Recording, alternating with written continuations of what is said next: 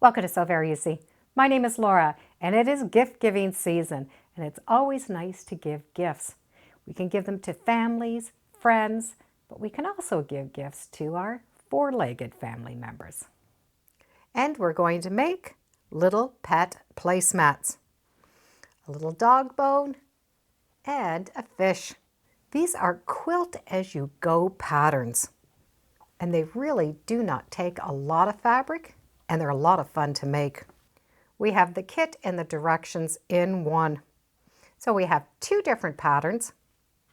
It's a quilt as you go or a stitch and a flip sort of method. When we look at the back does have the directions, and it starts with cutting directions. And the cutting directions are just the sizes of fabric that we need to fill in all of these spots. There are two ways that we can do this. One way following the pattern and one way that I have in mind. So I'm going to do the fish in the way the patterns say, and I'm going to do the dog bone in a second option. So let's start with the fish. This batting has printing on it and an adhesive. This adhesive is going to get ironed on to the back of a piece of fabric. You can have the fish going in either direction or just have fabric that is not directional. I'm going to bring this to the iron, and I do want the printing side so that I can see it. And I'm going to be able to press this back fabric onto that glue part of that batting. The iron will need to be set at your wool setting with some steam. And we're going to press the iron down for 10 to 15 seconds over the entire area. This does have an adhesive on it, so we're going to have to be careful that the iron does not touch it, or we can put a Teflon pressing sheet on the top. So we're going to fuse those two layers together. If you do not have a Teflon pressing sheet, you can use a piece of parchment paper. Parchment paper is something we would get in the kitchen. It sort of feels like wax paper, but it has no wax on it. It's just parchment paper, and there's no right or wrong side. So we can press right over top of that adhesive part, and the paper just comes right off. And it does protect the iron. Once those two layers are pressed together, we can cut out this shape. And we're going to cut just along that outside line. With that cut out, we already have the back done, and all of these diagrams are a quilt as you go or a sort of stitch and flip method. We're going to follow the sequence of the numbers that are pre-printed on the fabric. We do have the fabric measurements that will tell us the size. For those pieces 1 to 9, we need pieces of fabric cut 2.5 inches by 6 inches. And I have this really fun sushi fabric that I think will be a lot of fun on this cat placemat. So I'm going to start with number 1, and I need to line that piece up right in the center. So that first piece fits right inside, and there's no sewing on number 1, but we can put a couple of pins to hold this down. Number 2 is going to fit in this area, but we need to match up these seams. So we're going to just flip those seams together. We can transfer those pins. We can go to the machine, do a little back stitch, stitch a 1/4 inch, and finish off with a back stitch. We will not be stitching these 3 sides, just that one edge. Once that one seam has been done, we're going to be able to just finger press this. We definitely need to start with our fabric pressed well first, and then these will just lay down. We will now be able to do number 3. It's the same idea. The piece that's going to go here, I will need to flip it over, match up those seams, and stitch a 1/4 inch.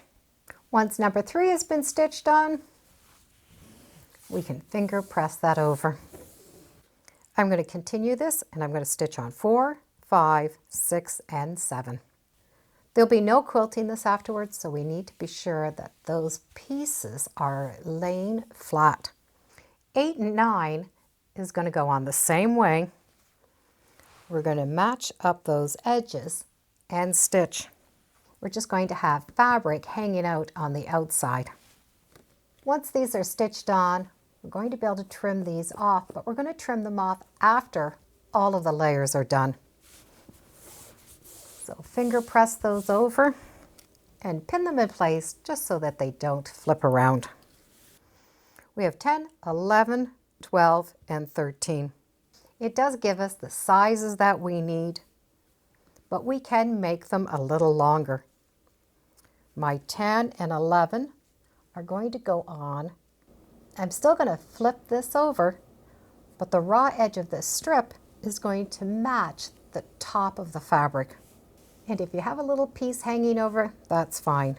Just lay it up straight, pin it so those edges match, and stitch a 1/4 inch, starting on one side, coming right off the other.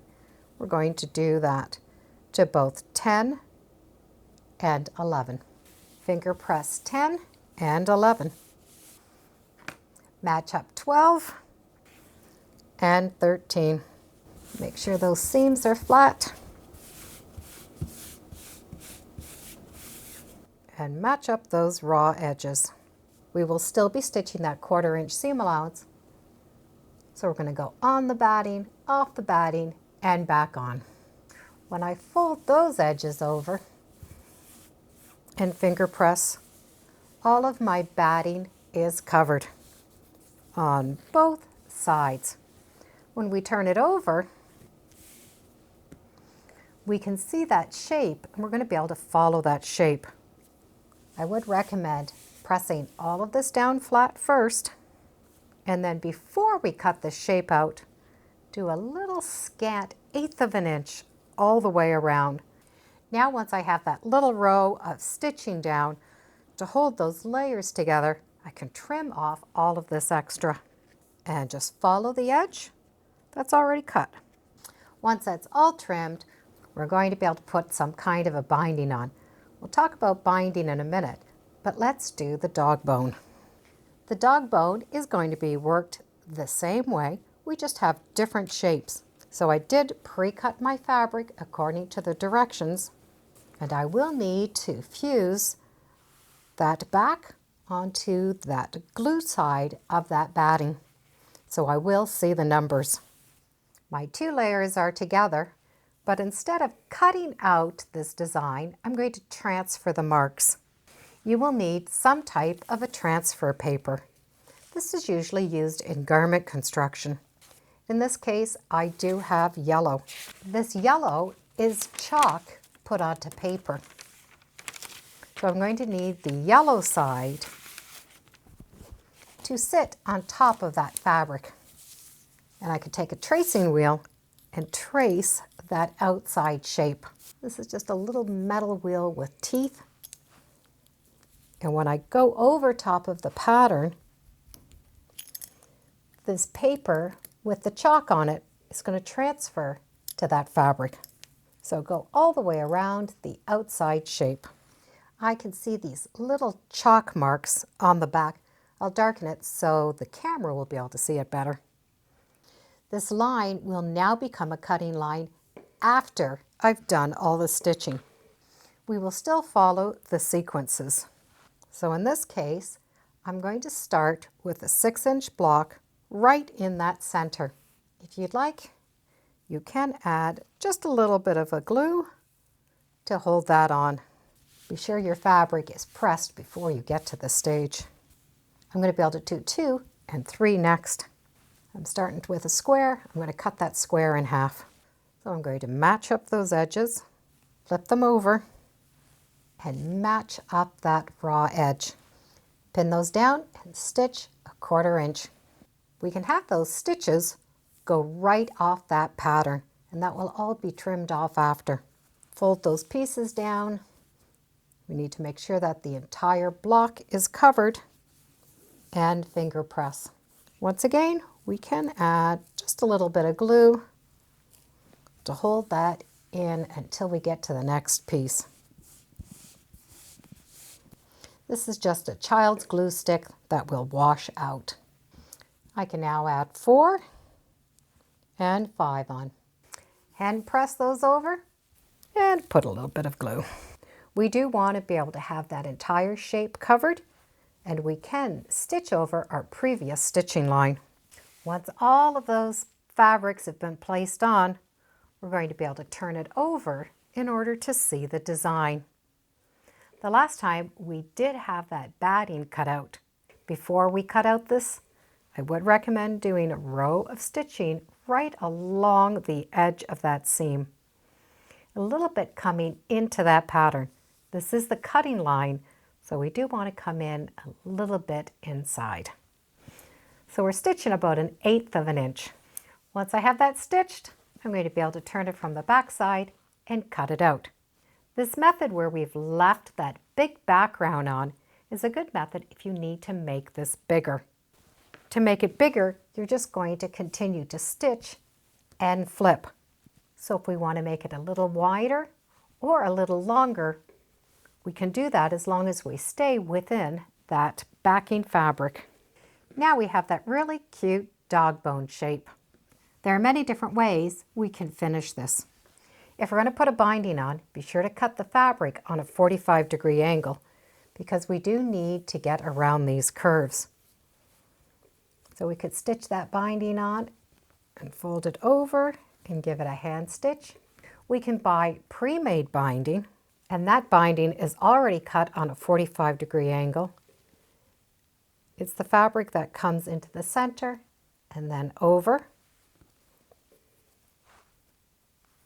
We'll be able to place that fold along the edge and stitch down. There are a lot of different bindings that you can buy. You can buy bindings that have little rickrack on them, little tassels, little fur. You can also just do a nice tight satin stitch. So that would be a zigzag that's very, very close together. So the satin stitch, I'm going to have one stitch that comes off and then on. Off, on, off, on. So it's this zigzag that goes all the way together. But I'm going to shorten those zigzags so they're really tight together. That little zigzag stitch or satin stitch really does finish it off. And it looks nice on both sides. It is a quick way to finish these. We now have the dog bone and the fish placemat done. They were quick and easy because we just stitched and did a flip. We were able to fuse that back fabric on, and that stitching quilted it for us. And they're definitely washable. These little pet placemats are a lot of fun. We could change the fabric so we could have them seasonally, or find some fun animal prints. They're washable and quick enough to do in time for gift giving season. I'll put a link in the description so you can check out the product. And as always, thank you for joining me today on Sew Very Easy. Feel free to subscribe, and as always, come on back. Let's see what we're sewing and talking about next time in the sewing room. Bye for now.